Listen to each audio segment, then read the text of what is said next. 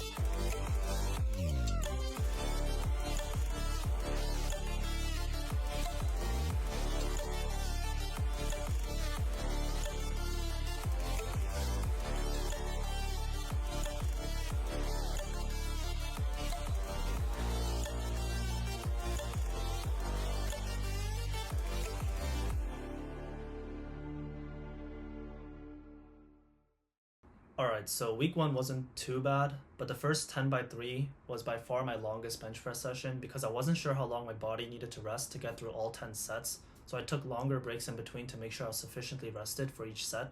And because it was my first time benching 2 days in a row, so my body felt quite fatigued from all the previous benching I did the day before and just throughout the entire week. However, I pushed through and I got it done.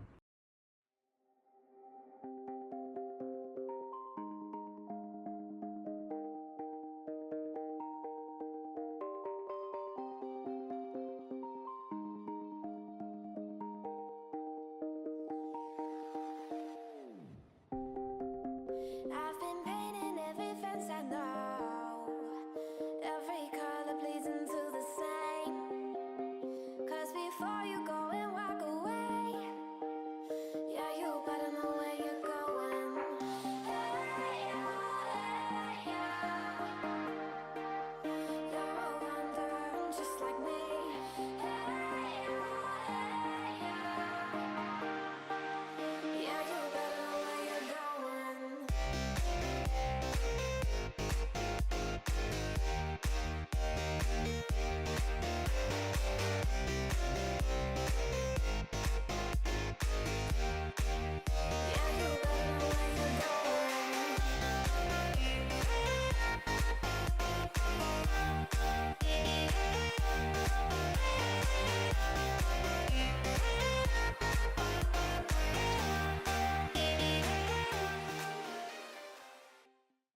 So why did I stop on Friday? Well, week 2 was moving along pretty smoothly, all the weights felt pretty light, and I didn't feel nearly as challenged compared to week 1. But before my final session of the week, my car got broken into. So due to the circumstances, I had to unfortunately move my Saturday 10x3 to the following week on Monday, which meant I had to move Monday's session to Tuesday, which would normally not be a bench day, meaning I'd have to bench 3 days in a row from Monday to Wednesday, which I'd never done before. But I didn't want to delay anything or make the program any easier, so I chose not to push the week 3 sessions a day behind, but to just get all 3 sessions done by Wednesday to get back on track to the original schedule.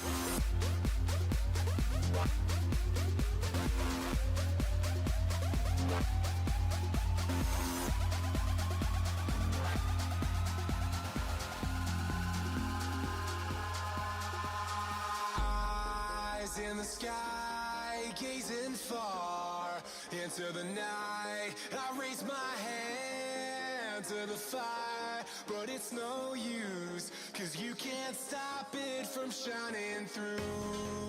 It's true, baby, let the light shine through. If you believe it's true, baby, won't you let the light shine through for you.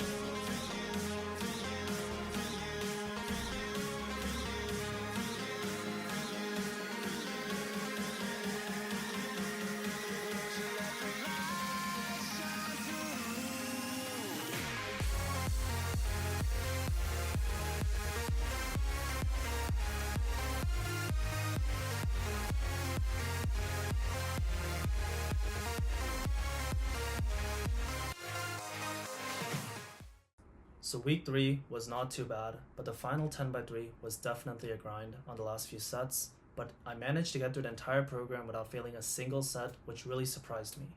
So after the program, I decided to take a deload week in which I pretty much hit every muscle group just once, and that included the bench press. And during that one bench session, I decided to test my rep maxes to see if I made any progress. And prior to the program, I could only bench 225 for 2 reps. And by the end, I was able to bench 225 for 5 reps, which is more than double what I did before.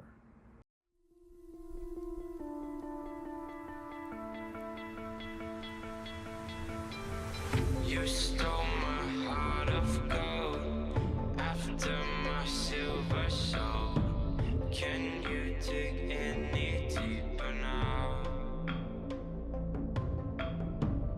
I gave you all I own, put you on this golden throne, but I'm a little stronger now.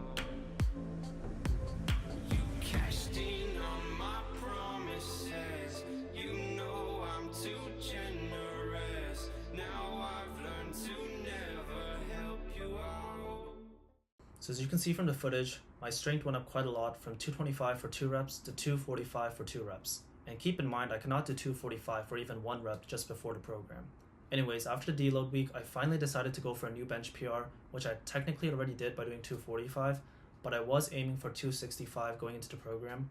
So this was finally the day I've been training so hard for.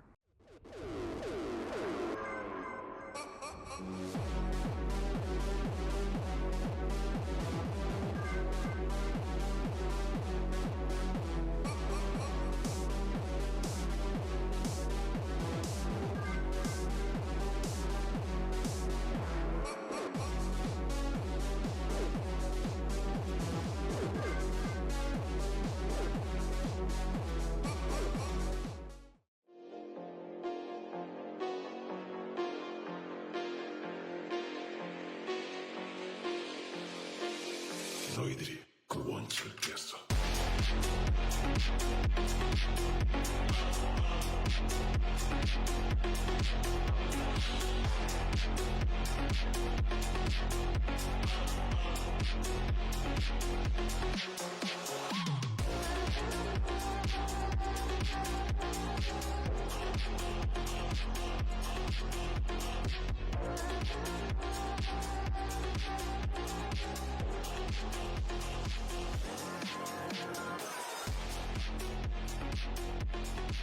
I got this!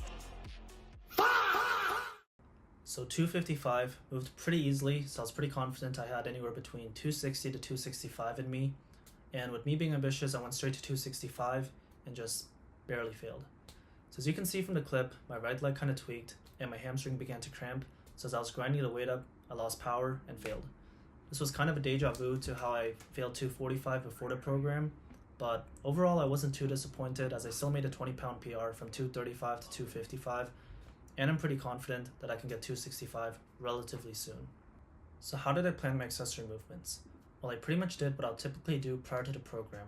However, I would avoid a lot of tricep and chest movements or go easier than usual so that I wouldn't impede with my next bench session.